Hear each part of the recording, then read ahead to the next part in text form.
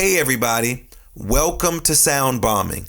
I created this show for people who want to experience a radical, life-changing journey through the sounds of my diverse guests. I hope that each sound you hear on this show will strengthen your faith, encourage your dreams, and challenge you to awaken the greatness within you. Drop the bomb. Drop the bomb. We're gonna drop the bomb. Drop the bomb. We're gonna drop the bomb. Drop the bomb. We come to drop the bomb. Drop the bomb. This is a journey into sound. A journey which along the way will bring to you new color, new dimension, new values, and a new experience.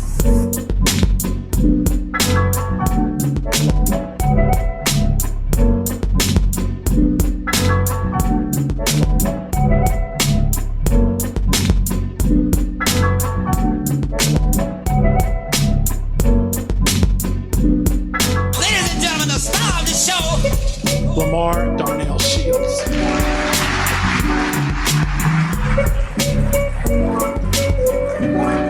Good morning, good evening, good afternoon, good day, wherever you are. I am so grateful and honored that you decided to hang out with me today. And you're probably not here because of me, or you're probably here because I'm rocking our new brand. Well, it's not a new brand. We call it the All Seeing Eye brand. I think today I'm wearing I serve, period. I pray, I meditate, I love. We have a whole array of those I shirts on our website at drdrlds.com. But I know you're not here for my shirt. You're not here for me. You're here because you either heard about or you witnessed yourself that we have some of the most amazing guests that stop by the Bomb Show. Well, they don't stop by anymore. I like them, but I don't like them too much where I want to catch COVID and I want to give it to them. But they just stopped by virtually to hang out with me, to share some cool things because they are so smart, they're so brilliant, and we have an amazing team of producers and engineers who actually do all the research on them, and I'm reading a lot about them, so I'm always excited about that. But before we get started, my old bombers know what's about to happen. We do our 3 breaths. My new people, if you're new to the Bomb Shelter, thank you for joining us. We're excited that you're here, but you are now a part of the virtual family, so what you will be charged with today is you can take your shoes off if you like, but if you don't, just put your feet on the floor, plant them on the floor, put your palms on your lap, roll your shoulders back, and slowly close your eyes. And we start our show off with this way, with our 3 breaths. We call them the breath of life, all right? Let's go with the first one. So inhale, and let it out. 2 more times. Inhale. Hold it 3 seconds. Exhale. Now we're going to go deeper. Inhale. Hold it 5 seconds. Let it out. Bombers, what do we call that? We call that the breath of life. And we start out our day with that to set the foundation and the stage for our amazing work. Now, typically, I'm in the studio by myself. Well, I'm not. I have my producers and engineer. But today, Jimmy, who is Jimmy? Jimmy the Fly decided that he wanted to hang out because my next guest, Kristine, is so amazing. So blame it on her later on. But Jimmy the Fly will be coming past here and laying something with us right now. But again, Jimmy is here. Kristine is here. Let's get down to it. I always start off my show with some questions. So here we go. Sound bombers, are you tired of feeling anxious, stressed, or overwhelmed or lost? Do your fears and limiting beliefs create blocks in the areas of health, well-being, career, purpose, finance, love, and relationships? Are you feeling like you are constantly swimming up the current? Negative beliefs, habits, and behaviors such as stress, anxiety, depression, unforgiveness, addictions, symptoms of subconscious fears rooted in the past. Does this stuff sound familiar? The key is not to let your past negative programming determine your outlook. It is widely known that people who practice healing meditations, we just did that, energy healing, and other holistic modalities experience deep and profound cleansing and balancing of their mental, emotional, spiritual, and physical bodies. That was a lot. In turn, achieving an enhanced quality of life, health, and longevity. Well, our next guest, Kristine Ovsepian, can help you take your power back. Just say it right now. I want to take my power back. To take your power back and achieve your goals and dreams through simple, I like simple, yet powerful. I always tell people meditation is simple, but it ain't easy. Simple yet powerful healing modalities that can improve your mental, emotional, spiritual well-being. Kristine will guide us, because I'm a part of this, on a path of self-love, respect, living our desired life, and peace and happiness. Who am I talking about? Well, this young lady, at an early age, she heard the call to be of service to humanity, spending time in nature, praying and meditating while I was running around playing baseball, chasing girls. This girl was already ahead of the game. Well, now, woman. Her journey of permanent positive change guided her towards hypnotherapy, which I'm familiar with because my children, when their mom gave birth, they used hypnotherapy, spirituality, embracing her intuitive gifts. She became an intuitive healer, certified hypnotherapist, life coach, author, bringing universal wisdom, love, light, and healing to all who seek her services. So if you're here today in the bomb shelter, you might not have been seeking her services, but believe me, you are about to get it right now. She's also the author of an amazing book called Living Through Choice, Transform Fears to Love. Put your hands together for Kristine Ovsepian for joining me in the bomb shelter. Hey, how are you? Very good. Thank you. Thank you for having me. So now you got to let us know, first of all, how you're doing, and then let us know where you are calling us in from. Absolutely. I'm doing great. I always am. I'm blessed with many, many loving beings that come my way on a daily, weekly basis. I just finished my morning session and I'm doing this with you now. And I'm calling in from Sun Valley, California. Yeah. In the building. Well, welcome. I'm feeling your light and your energy. Thank you for bringing Jimmy the Fly here to hang out. So hopefully Jimmy is going to provide us with some inspirational message. No, we know you're going to do that. But Jimmy's been hanging out with me since the last show. So welcome. Let's get it started. I bring a lot of life coaches onto this show. And so I'm going to ask you this question. What in the ham sandwich is a life coach? I love that you asked that question. So life coach is basically an individual that can guide a person back to their truth. And life coaching in my practice is much different than other life coaches that I actually put in through my clients through exercises, techniques, hypnotherapy, past life regression therapy, pranayama, breath work, through many deep ancient modalities that actually help them to transform their lives. Because while as a coach, you're only able to guide your clients through exercises and techniques on a conscious level, I'm able to take that to the next level to help my clients to heal on a subconscious level as well. So you listed a whole lot of things. I'm very familiar with some, but not with all of them. But before we move forward, we got to go back. Before you start doing all these amazing things, and I know you got this gift at a very young age, before you start doing this as a career and healing work on other people, let's talk about you as a child. When did you discover that you had these gifts? When did you know that you were somewhat maybe different from the little girl in the sand lot, or the little girl or boy sliding down the slide, or someone is being pushed on the swings? When did you know you had this gift? Well, growing up, now I understand what that was. When I was born and raised, first 12 years of my life in Russia, Armenia, and being the country that we were in, and it was not acceptable for you to be a left-handed individual. And of course, being left-handed is being connected to your right brain, feminine, the creative side, and it was literally beaten out of me. It was not a possibility for me to stay left-handed. So while my physical life was forcing me towards my left brain logic, my spiritual mind and heart and life was constantly keeping me in that gut knowing, in a sense, where no matter what happened in my physical realm, I knew the metaphysical, the love, the light, the divine was way more powerful than that. And I've always lived my life, no matter what dark experiences I may have experienced. I always knew there was something bigger, better, more. While I was constantly through life, and then when I moved to the States with my parents at age 12, life was constantly pushing me against the current. My heart was pulling me towards to swim with the current.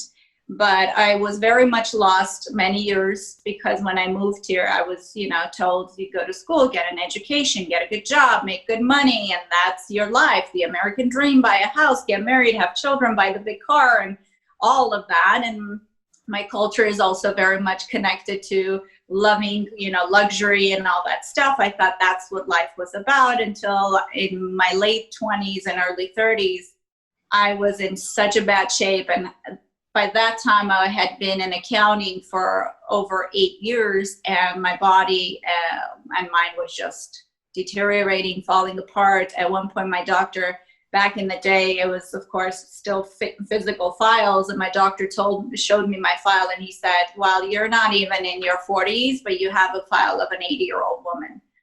And that was, in a sense, a wake-up call when he said you won't survive more than 2 years if you go on this path, because every week I was at the doctor's office with some physical symptom that was happening, whether it was in my brain or in my gut or in my right arm, that I had nerve damage, that we're going to do surgery and open me up in 4 different places to try to, release that pinched nerve. And it was just a whole mess. My vision was, kind of deteriorating. A lot of things that were going wrong, and I was deteriorating mentally, emotionally, spiritually, and physically at one point. And it was just, there came a point where I just hit rock bottom, and all I can do was just pray and look up and try to get back to myself. And that's when my world kind of started to change and shift. Wow, you said a mouthful.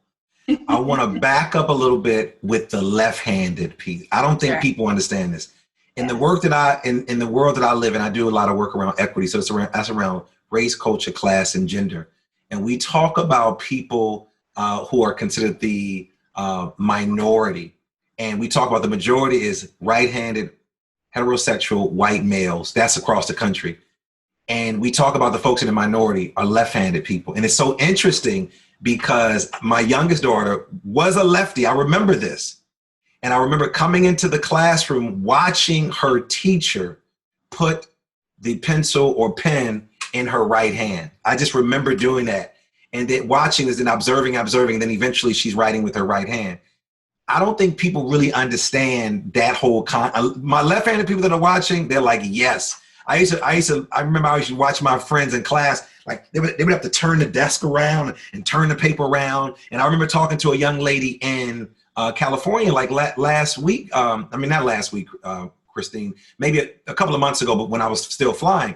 And I remember she was showing me her arm because she was using writing with a notebook. And she had the notebook, it was imprinted in her arm, because, there was not a right notebook. And then I said, had you ever thought about turning a notebook the other way?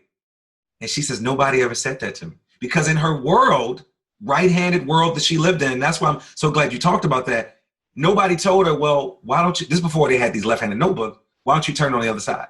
And she felt that was such an easy response to something that she had been struggling with. And then another kid next to her said, my desk is too big. My desk is too small. Because I'm so all of these kids started to get it. And I think the reason why I started with you at a very young age, Tom Bilyeu, who I love, who has a show called Impact Theory, his shirt is that, it starts with me, or it's my fault, or it started when I was a kid.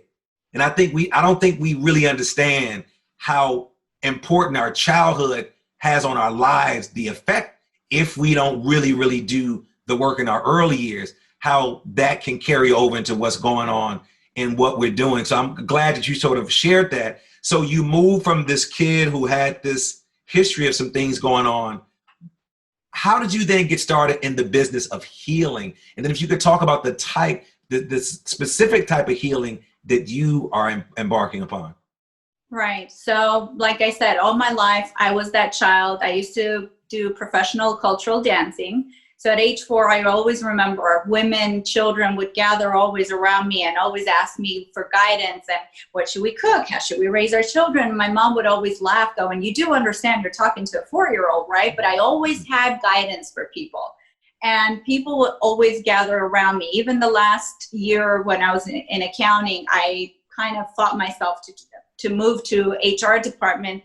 I didn't realize why I was doing what I was doing. It was that my higher self was pulling me towards, well, in the HR department, you're more connected to people. You're not like a rat in a cubicle behind the computer. You know what I mean? It's more like connected to people and talking to people. And I remember I believe at our company, there were like 128 employees. Most of them would end up at my desk asking me, for help and support and venting to me. And I didn't know what I was doing because it just came so natural to me to do that.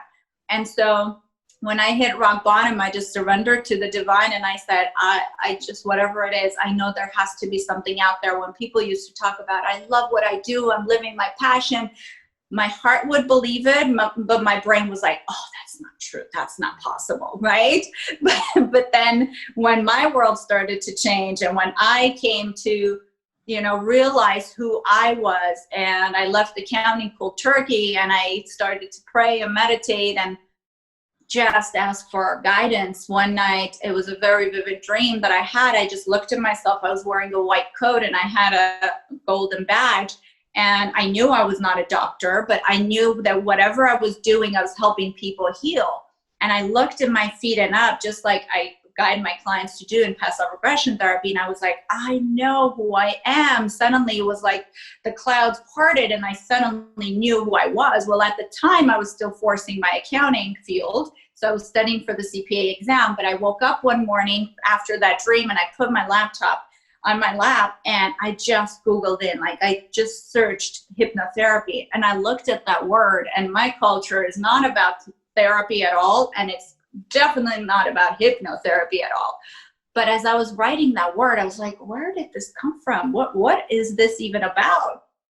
But I was in such a place of desperation, I would say, that I didn't care. I had to trust, and I clicked enter, and suddenly a whole new world opened up. The school in Tarzana, my school HMI opened up, and within 3 months, I ended up finding a therapist that graduated from HMI, and I went to her and I saw her and I did hypnotherapy with her. And I said, okay, God, if this is your guidance to me, if I'm meant to do this, then I need to heal myself and have clarity as to what am I supposed to do? Where am I supposed to go? And within 3 months, I started my hypnotherapy school. I started my master's in psychology, and it just kind of went from there, and I haven't looked back.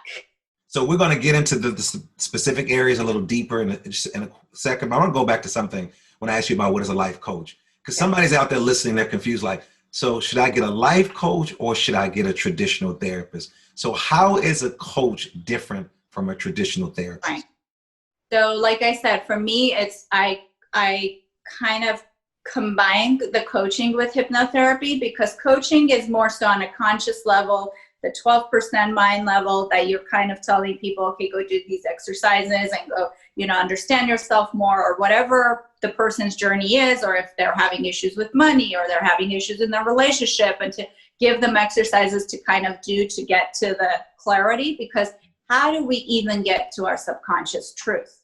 Because our mind is 12% of the mind power. And like you said, the first 7 years of our life is the foundation. I would even take it further to the womb. From the moment that we are conceived, we absorb information from our mother's emotions and all that stuff until 7 years old. We're sponges. We're just absorbing any and all information without judgment, without labeling, without an analytical part of our brain. Because it's between 7 and 9 years old that the analytical brain develops, and it starts to analyze and label and judge things.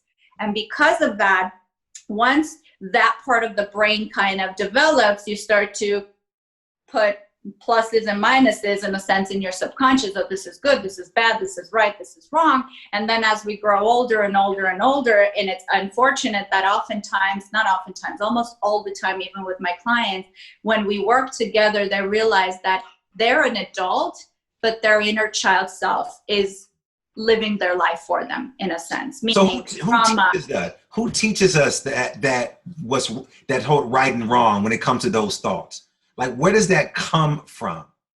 It comes from our families. The first place it comes from is from parents. Whether one or both parents are present, their own beliefs, their own limitations, their own cultural values, their own religious values, they start to be, in a sense, I don't want to say forced because that's the wrong word, but they don't know any better. So they're just passing on what their own fears onto their own child. Like when a kid runs, what does a mother usually say? Please don't run, you're going to fall and hurt yourself.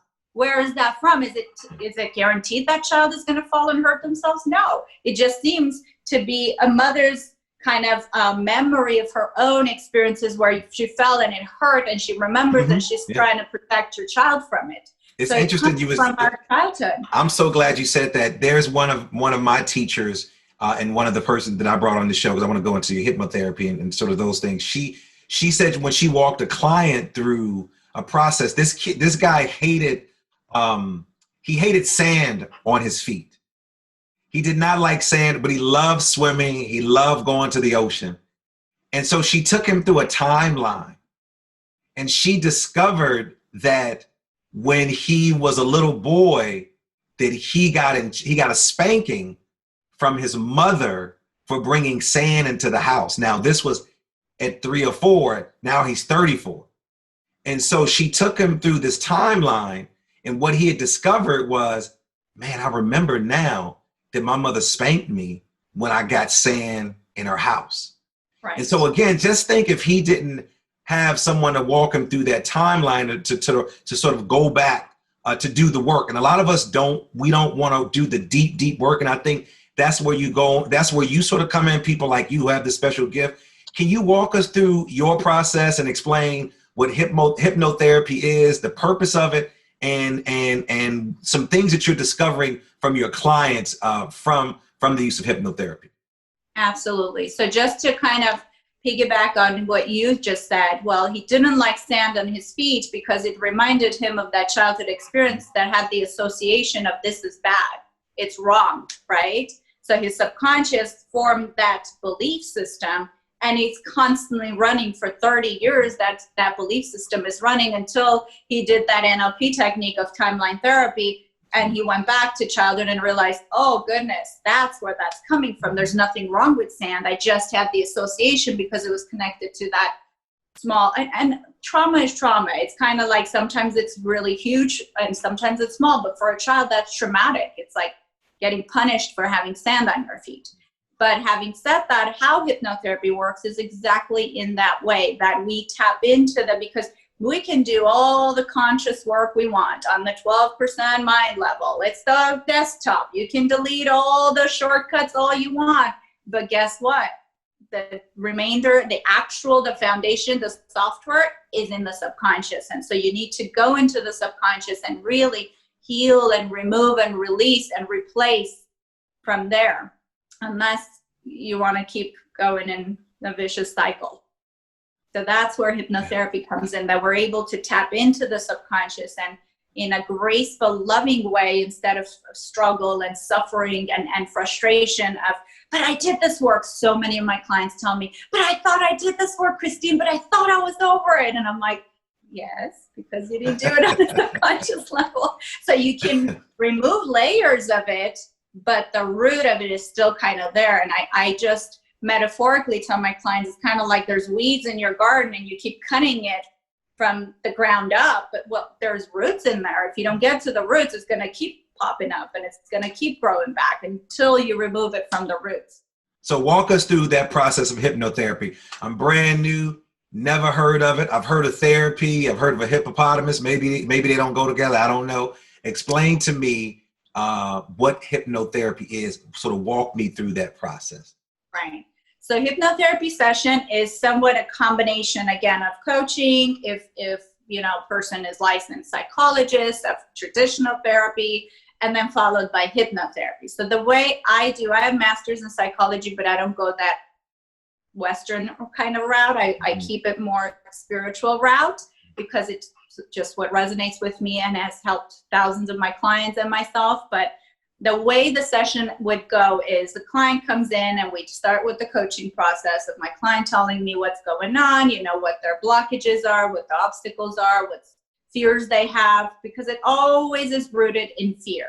And fear is what? It's a false evidence appearing real that's holding us back, that's holding us trapped in a past childhood memory, most likely, right? And so what we do is we do the cognitive part of the session and we talk about it and I take notes, and then the last, the last portion of the session, half an hour to 40 minutes, I take the client through the hypnotic state where we bypass the beta, logic, ego, chatter, and then we tap deeper into alpha, and from alpha into theta, and sometimes often into delta, where my clients come out of it going, was I snoring? Did you just hear me snore? And I said, you were, but it was a delta state. It was not a sleep state, because if it's a sleep state, if I count my client out, they don't hear me. So I gently keep counting until they hear me. They come up out of the sleep state. But even if they fall asleep, the healing still happens, because what is a sleep state? All we're doing is just bypassing the beta and tapping into the subconscious. It's that true essence and a part of us that is always awake and aware, which is why when we sleep, we have those deja vu dreams, or do we have, you know, spirit connections, or we do astral travel, whatever, however open we are to that. It's in our sleep state that we do it, because the beta mind is not present. That fear is not present. And so we realize our own power when we tap into those levels and layers of our mind, that we realize we're not limited at all. And so through hypnotherapy, by giving my clients through the journey, taking them on a journey. Within the journey, I give them actually the therapeutic suggestions. You are able to, you know, take the client from a fearful, limited state to a high vibration, free flowing state. So you're not like one of those. So I want to be facetious just a little bit, because, you know, as someone is listening to us, they've never heard of hypnotherapy, but they heard of hypnosis and being hypnotized.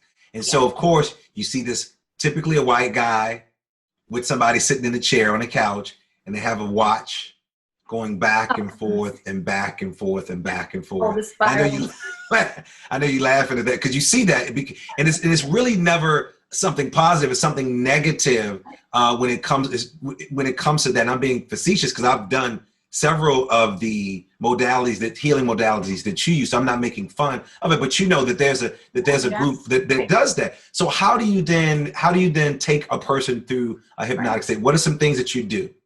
Absolutely. So I'm laughing at that because, yes, that's what most people think hypnosis is. Oh, where's your watch? Where's your watch? I know you got a watch. While I work with pendulums in my healing sessions, I don't use pendulums during my hypnotherapy sessions. So what a client typically would experience is a recliner. They're reclined, they're covered in a blanket. I give them, especially now with COVID stuff, it's one-time use eye masks.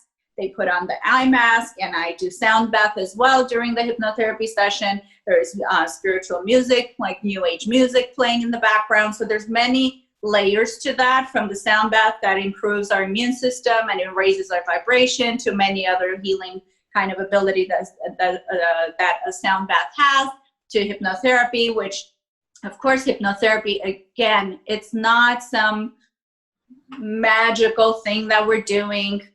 Every hypnosis is self-hypnosis. I always tell my clients, you can get in there. Explain what that means. Explain what that means. Yeah, exactly. So self-hypnosis meaning every single night, right before bedtime, we go through this process. Every single morning, right after we wake up, we go through this process. About half an hour of that time, a solid half hour, when we're in that in and out state where you're kind of like, my eyes are closing up and coming and going. It's a hypnotic state where you're tapped into the alpha, theta, and delta levels. That's what hypnosis is, and that is why it's self-hypnosis, because anytime we're going to sleep or waking up, nobody comes and stands over our head and gets us, go to sleep, or wake up, right? We do it by ourselves, and it's the same process. It's no different. And in fact, there's so many forms of hypnosis, and hypnosis can be when we're driving from point A to point B, and we're like, how did I get here? Did I pass a stop sign? Did I run a red light?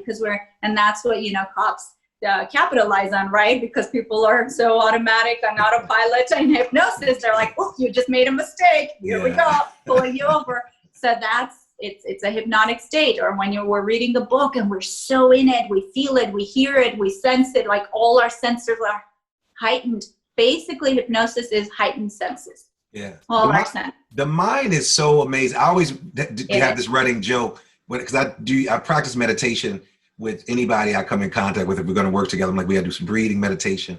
And I always make the running joke. I said, when I was a kid, because I say we've all been meditators.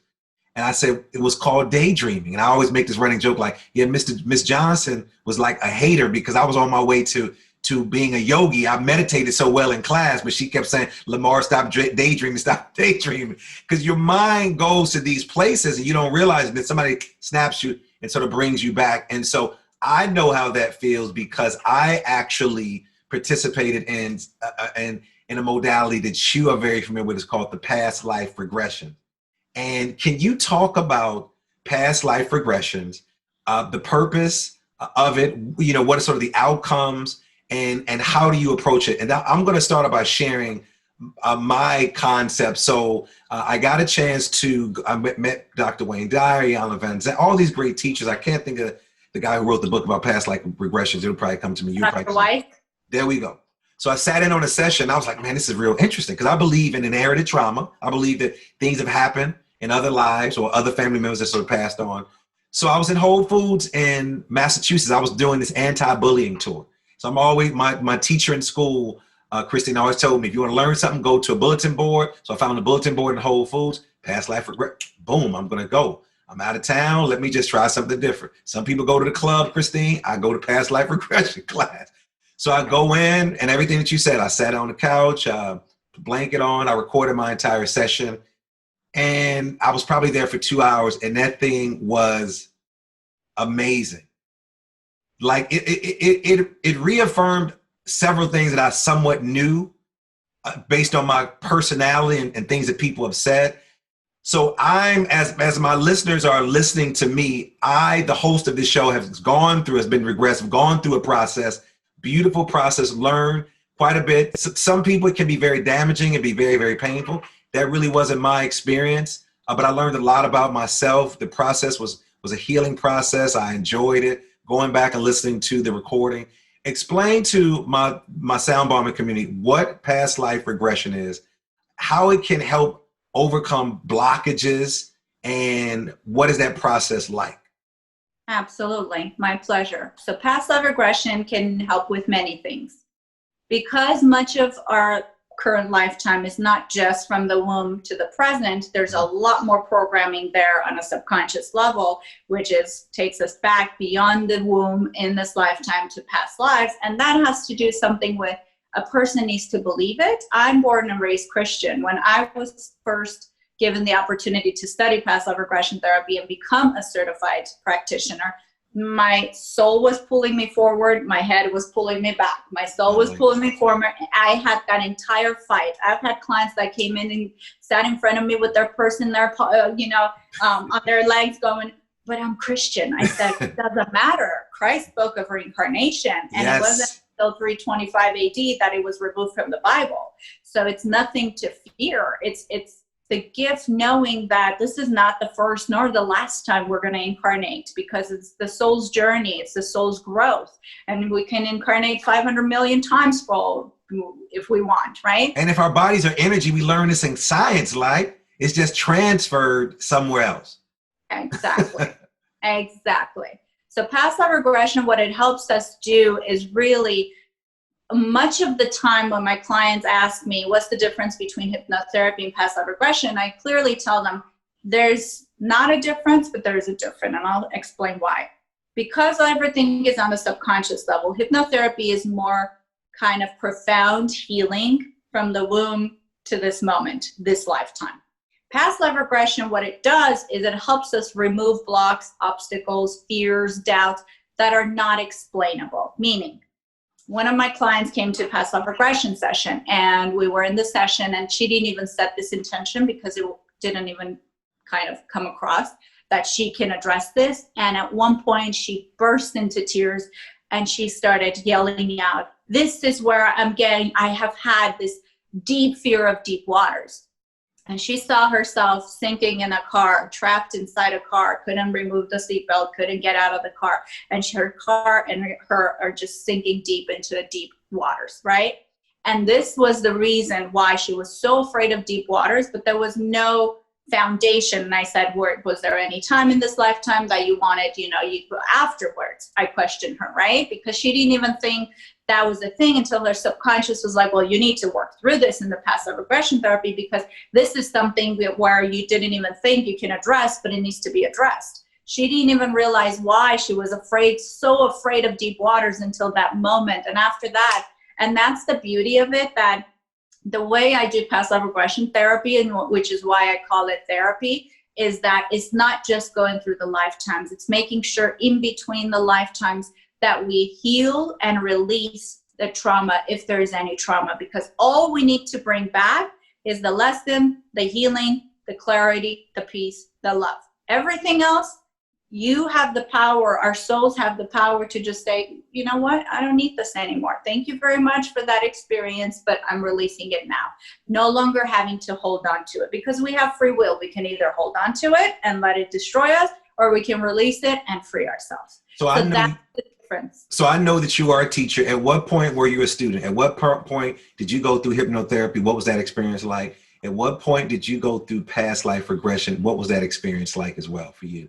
Yeah, so of course my journey started 11 years ago, and I myself had to experience hypnotherapy, not only before going into the school, but when we were in hypnotherapy school, it was constantly part of our training that we would, work in groups and work individually and hypnotize each other. And then past life regression therapy classes were similar in my school, and we would take each other through the journey. And so I myself, I've had so many past life regression therapy, so many times where I was, and one of the reasons why I was drawn to do this 11 years ago, but at the same time, a part of me was like, is this safe? Am I safe? And I had to do past life regression therapy to understand, why was there so much fear of me speaking out or doing what I love and I'm passionate about at this point? And it became very clear that many lifetimes in the past, with witch hunt and this and that, I was harmed and killed and thrown into a box, into an ocean. I was, crucified and burned, and so many lifetimes where I was punished for doing what I did. And so in this lifetime, I was like, am I actually safe to do this again? Am I actually doing this again? And mind you, being, in my mother's womb, I died in my mother's womb. My heart stopped and they had to force me out. So that starts from such a foundation of, oh, am I doing this again? From the womb already, I was like, do I really want to do this again? It goes so deep, right? You want to do this again? Did you realize 8 other lives this was the outcome? Did you not see part 1, 2, 3, 4, and 5? So that's when you know that you're following your true calling. And I could hear the excitement in your voice. But why this work? Why is this work so important for you, from a woman who grew up, think about this, Christian in Russia, having different beliefs from the dominant culture, and then also having aggressed and going through your own stuff? Why is this work important to you? Because all my life, my deepest passion was to be of service to others and to bring love and peace back to our world that is so much needed right now. And it brings me the greatest joy when my clients tell me, thank you so much for changing my life. I say thank you to them, because every individual has their own journey and they have a responsibility to themselves to say yes to their own healing and not think, I don't have a choice. This is life. This is what life is meant to be. In my own family, my mom always says, well, this is hell until we die and go to heaven. And I'm like, I don't believe that, and I won't believe that. Heaven on earth in the physical is what we're seeking for, and that's what I strive to share with my clients and to help my clients remember again. It's ultimately the work that I do with my clients is just helping them remember who they are. Wow. So one of the techniques that you use, and I want you to take us through an exercise, if you're up for it, the challenge, is breath work. Yes. I love breath work, and I know I have my own personal teacher, And there's a lot of similarities in a lot of people's techniques. Then everybody has their own, they tweak it their own way, which is kind of unique and cool, but the goal is the same. What is breath work and how does it help us to transform our lives? And then after you answer that, if you can take our listeners, including myself, I get a free plan. Walk us through a breathwork class. Absolutely. Session. Well, oops, I'm sorry. A call came in. So, That's well, fine. that was spirit messing with us. Wait, you got a call coming in, and these other spiritual little, I don't want to call them spiritual demons, these flies. Now it's two of them. Jimmy has bought Raquel. That's it. We got Jimmy and Raquel. They in here flying around, hanging out. Maybe they need, and they're chilling like right at the microphone. So I'm not going to judge them because they could be bringing some other stuff. That's right. That's right. They're definitely part of this journey with us. They're a part of the journey. So I was showing you behind me. So this is my massage table, and with the crystals on top of it, and some spiritual rocks with, beautiful words on it, love and gratitude right there. That's love. So the way of course, let's back it up, as you said, for breath work. What is breath work? Really, breath work, anytime, there's 12 or 13 different types of breath work. Anytime we return back to the breath, we return to ourselves.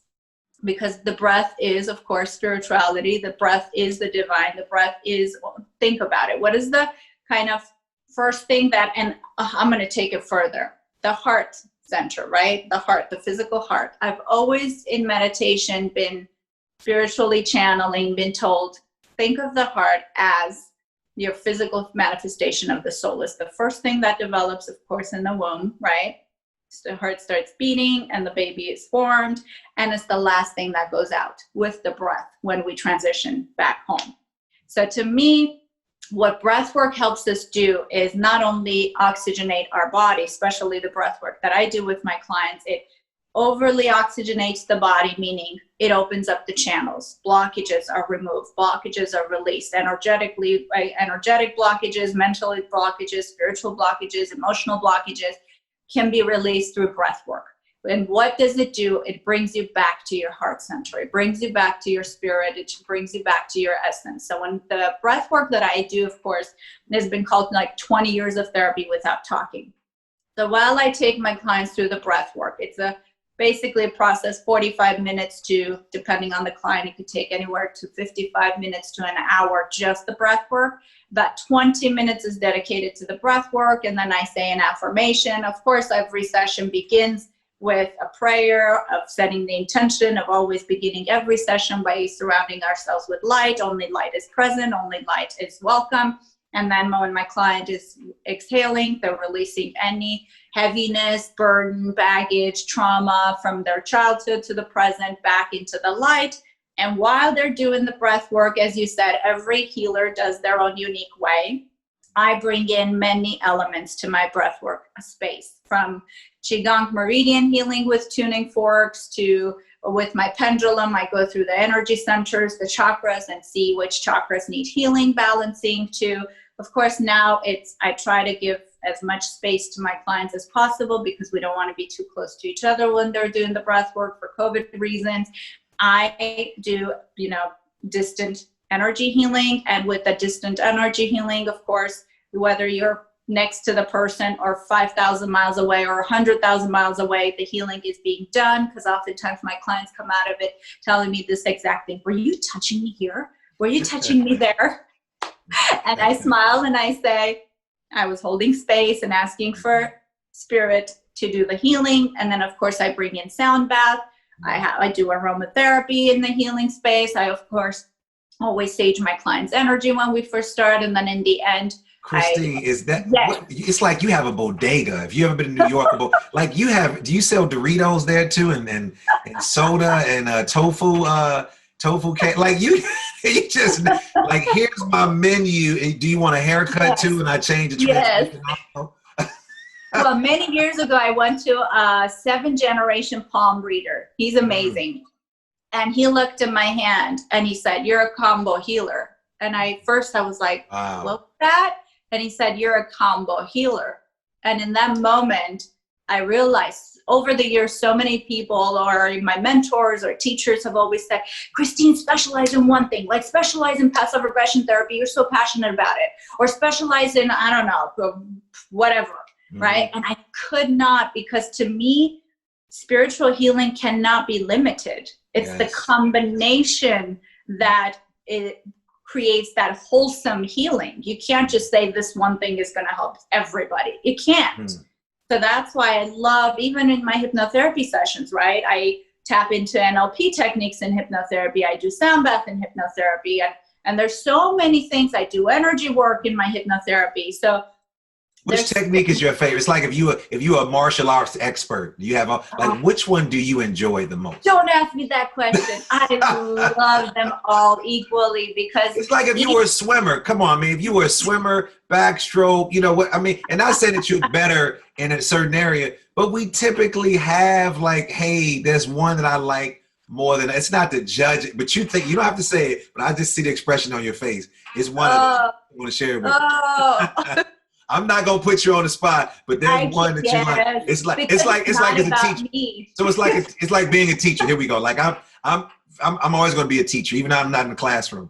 And students would say, you know, Mr. Shields, who's your favorite student? Now in the back of my mind, it's typically not the one that's asking me, but I would never break that kid's heart, Kristine, and say it's not you, it's Jason. Exactly. But somewhere there is one of them. Yes. So I'm not going to put you on the spot, but can you walk us through some breath work? Can you take us through an exercise? Absolutely. So again, 25 minutes of the breath work while my client is doing the breath work. I'm doing the energy healing. I'm holding space and I'm watching my clients breathing, what they're doing, what they're moving through. And within that process, I also, because we set intentions, because every healing must happen through intentions. We can't just go into it with, oh, let's just do this. Right? It's not like taking drugs and go, no, let's just get high. And it doesn't work that way. Intentions are the most important. And so through the intentions that my clients have written down, I move through it by giving them suggestions, affirmations to release this and that. And then oftentimes, of course, because I do this work very much intuitively, my intuitive guidance, whatever I'm being guided to show them or explain to them or to tell them. Sometimes my client's inner child needs to come through. So I tell them, welcome your inner child, and they burst into tears, right? So every client is different. And that's why it's so hard for me to take you exactly through a process, because every client's process is tailored to their specific needs, from my channeling to guidance, I'm receiving to share with them. But while the breath work is happening, the sound bath is happening, and many other layers of things are happening that depends on the client's needs. And then after the 20-25 minutes of breathing, I say an affirmation and a prayer for their higher self to come through to bring forth messages, guidance. And then about 10-15 minutes is the rest period. And during that rest period is I just hold space for my client. And during that time is when oftentimes my clients come out of it going, okay, wait a minute. I've done a lot of things in my life, but I've never experienced this. Okay, wait a minute. I was out in space. Okay, wait a minute. I just spoke to God. Okay, wait a minute. What was that? Wow. Let me just tell you, wow is the first word that comes out. You just wore me out listening to everything that you didn't even do it. But talking about I'm sitting here sweating. Like, I'm sitting here like, gosh, and when is this going to end? Because I'm worn out already. And you just talking about it. But I think that's the beautiful part of what your teacher said when he did the palm, and I had a palm reading as well. That said, I'm going to have a long, I have several spiritual teachers. One is from your area who I love, Savetta. Oh, she is amazing. I love hanging out with her, learning. So I ask a lot of questions. I've been a curious kid my entire life. I don't take everything for face value, but I do respect people's gifts, and I like having fun with it. But I think you are amazing, and you have such a hodgepodge of a whole bunch of things. And I guess I'm sure clients, there's some that they may like more than others. People have certain preferences. Give me a little more of that and less of that. And my experience has been really, really good. I've had some really, really great teachers that are out there. I want to back up for a second, because you mentioned the word intention, and I've never asked anybody this question. You also mentioned the word prayer, and Spirit just sent it to me to ask this question. Is there a difference, or do you see a difference between intention and prayer? Let me just pause for a second. before I bring anybody into this space, my intentions are set. Like I'm imagining what's is going to come out of the conversation. I'm imagining what my listeners are going to receive, and even though they may receive something different. Do you see a difference, or is there a difference between intention and prayer? And if so, what is it? Honestly, I don't see a difference. It's just different words that we use. Prayer is more so for religious individuals, but not everyone in the world is religious. And so intention is the same as prayer, because it is a prayer, right? You said a prayer for your listeners to receive with love and gratitude, or whatever else your intention is. So it's the same thing. I don't ever see a difference. It's just, preference. It just hit me when you said that word, intention. I was like, let me ask that question. So after you do all this work, and I'm going to mention one of my teachers. I have an amazing teacher, and I remember he was doing some healing. He's a homeopathic doctor who I love. Shout out to him. And I learned a lot from him. And I remember he was doing some body work, and he was wearing we were at a health fair, and he was wearing a bracelet. Maybe he said it was brass, copper. And he showed me one that he did not wear. Then he showed me the one that he did wear, and the colors changed. The colors definitely changed because of the work that he was doing on people. Now, I want to remove the people, and I want to ask you as a healer, what type of work do you do on yourself after you've done the work on everybody else? The same thing that I help my clients with. I meditate every morning, begins with minimum half an hour meditation. And depending on the day, because our world is going through a lot of shifts and changes, and we must realize that we're all collective consciousness, and everybody is being affected because there's a lot of fear, there's a lot of uncertainty in the world. So some days I feel it more than others. And those days when I feel it more, I start with a mini breath work, and I transition to my hypnosis. So I do that work every day regardless. And I have my own team of people that, support me, because my clients always ask me that, you take care of us so well. Do you have anybody that takes care of you? Yeah. And I'm like, of course. You take your own advice, which is have good. Their own healers. Yeah. You take your own advice. That makes a lot of sense. So of course I could talk to you forever, because I just feel your energy and your vibe. But I know my listeners can't talk to you forever. So how can they get in contact with you? And can you talk, before you answer that question, talk to me about this great book that it was shared with me, some of the reading, Living Through Choice, Transforming Fears to Love. Talk to us about that book. And then how can our listeners get a copy of the book, and how can they get in contact with you to work with you? Absolutely. Let me quickly grab a copy of my book. So grab it, pull it up. There we go. There we go. Yeah. So this beautiful book basically came to fruition. I never thought I would ever write a book. I was like, who am I to write a book? An author? What? That's not a title that I need to have. But it was meant to be, because first of all, I was channeling all the information of what to share and what I need to speak about. The title itself, I channeled it, Living Through Choice. It's because Spirit kept telling me people have forgotten that they have a choice, whether they choose to be in fear or in love. And that's the purpose of the title. And the purpose of this image that I had drawn out was the fact that, if you can see, there's breaks it's kind of like the concrete layers that life puts upon us, and then the light breaks through, because light always shines through. No concrete can withhold that. So it's breaking through and light is coming out. So that's kind of the cover of the book. What's inside the book is because when I first started this journey, of course, I was so hungry for this information. It was like, I'm home. And every spiritual book that I would read, I was like, more. There was so much of that happening. Mm-hmm. I have hundreds of books on my bookshelves. But one thing I felt, majority of the books that were really missing was, yes, I understand I can do these exercises. Yes, I understand I can do these affirmations. But when you have trauma poured into you and it's there, you can put the affirmations on top of that all you want. It's kind of like putting chocolate over doo-doo. That's the nicest way I can say it.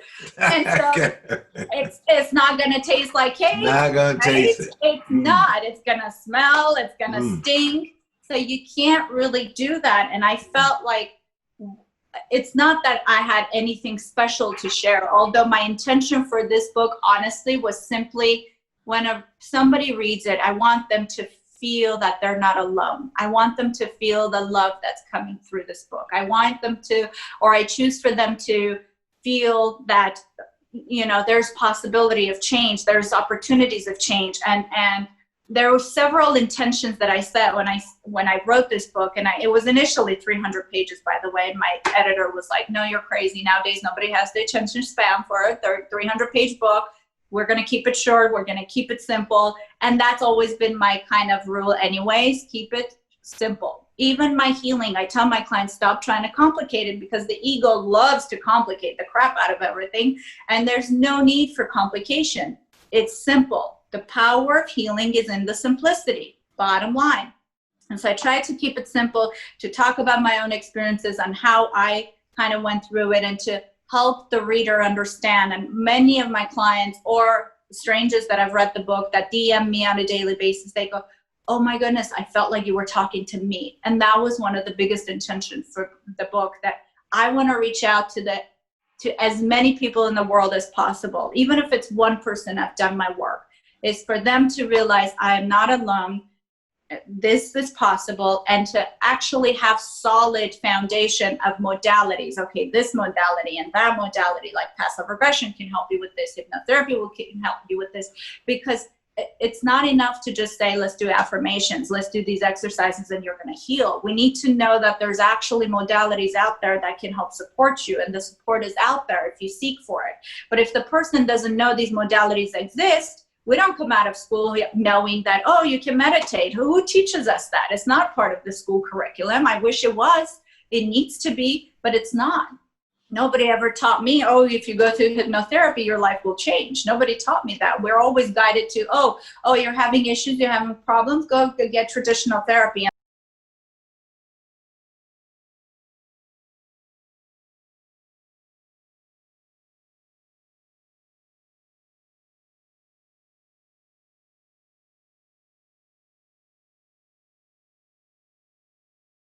So traditional therapy is great, but it's not for everybody. We can't just send everybody to traditional therapy. I've had so many clients that came my way crying and calling me. Well, so many things came from that. Some of my clients saying, 10 years I've been in therapy, nothing has changed. Other clients telling me, oh, my therapist got so frustrated with me, she said, get over it already, and not wording the actual F word. And I've had clients that called me and said, well, my therapist after 5 years said, I don't know what else to do with you. Go see a psychiatrist, get on medication.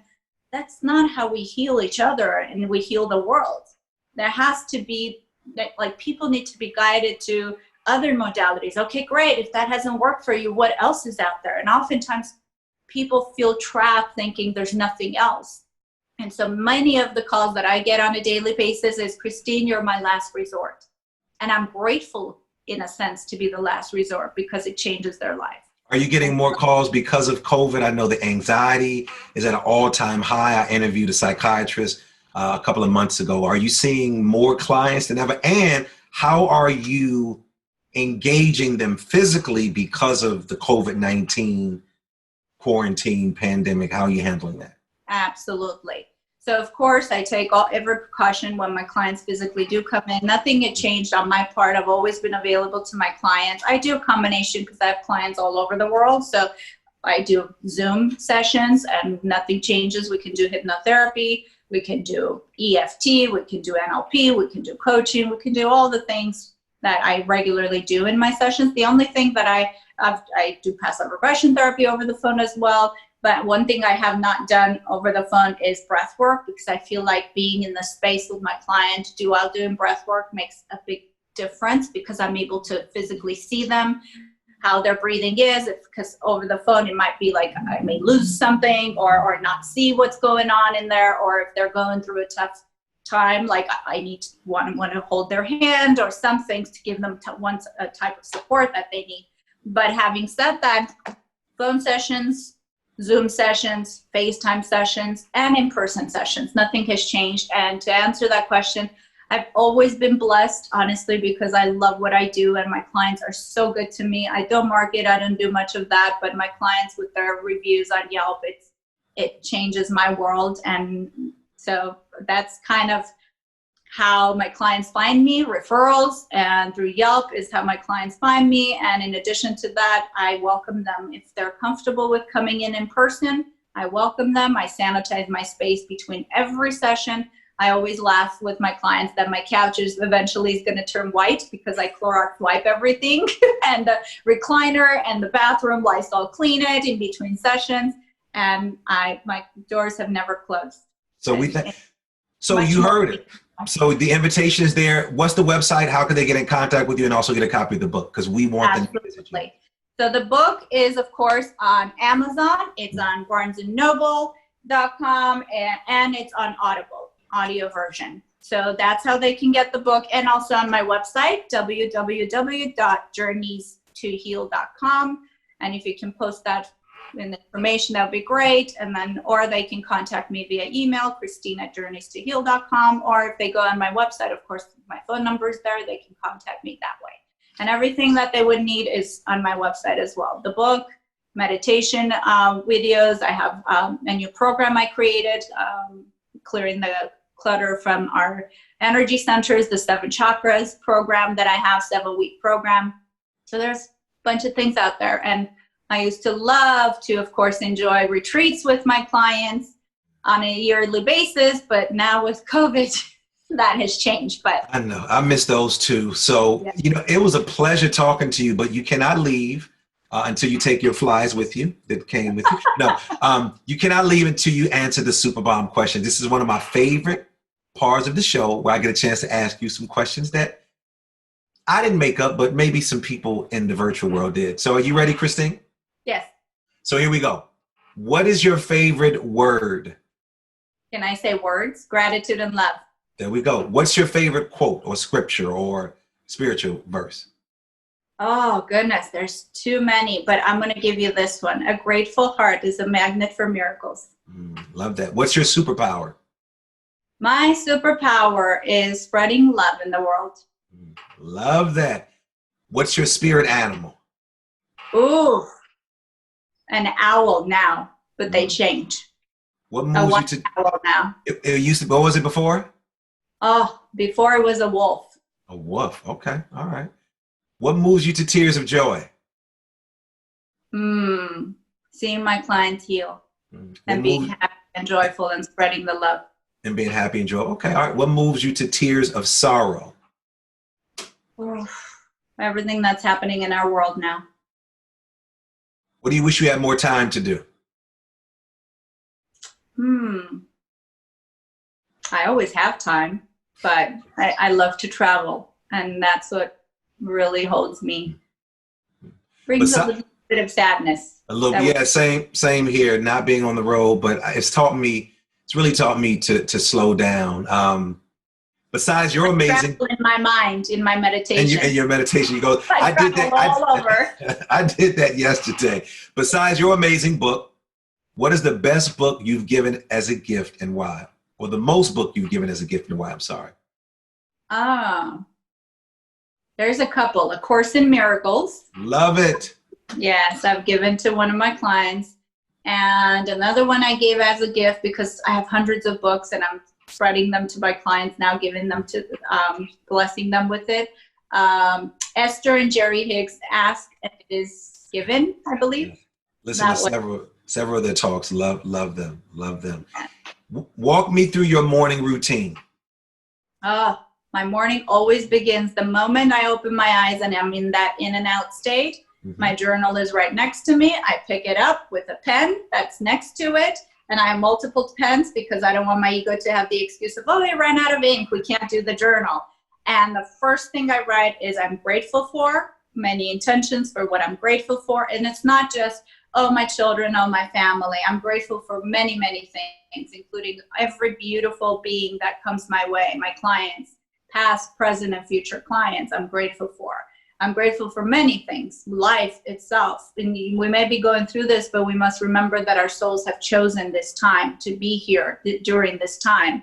And so my gratitude, and the second intention is my intention for the day, because I'd like people to know that we are living with intention and through intention. And if we don't set intentions, the world comes at us instead of flowing through us. It feels like life is kind of hitting you from every corner and you're out of control. So by setting intentions, you are setting the foundation, being grounded, and really knowing that I am co-creating my life with the universe. And the last intention is I am intentions. And that is a great way to end the show. I could not have ended any better. Kristine, thank you for joining me in the bomb shelter. It has been a pleasure talking to you. My third eye is open and gleaming, and I am feeling all the love and the energy. I told you all, Sound Bombers, check her out. Go to the website, pick up her book. Kristine, thanks for joining me. Thank you so much for having me. You have a wonderful day. Thank you. And I also like to thank my engineer, Alexander Blunt, my amazing producer, Nicole Klempaka. Couldn't do it without you. All the research that you've done and just finding out more and more great information. Supremacy for our theme music. And all of you for listening. Make sure you subscribe. Leave a comment. Stop being stingy. Share me with everybody. Look, I'm sharing the flies with you today that are hanging out. So share me with everybody. Go to my website, drdrlds.com. If you want to pick up and check out our merchandise, the merchandise that we're selling from our books and things of that nature. Leave a comment. Thank you. And as always believe that something wonderful is about to happen. And some people miss the message because they're too busy looking for the mess. Thanks for tuning in, and do something for someone other than yourself today. You've been listening to Sound Bombing. Peace.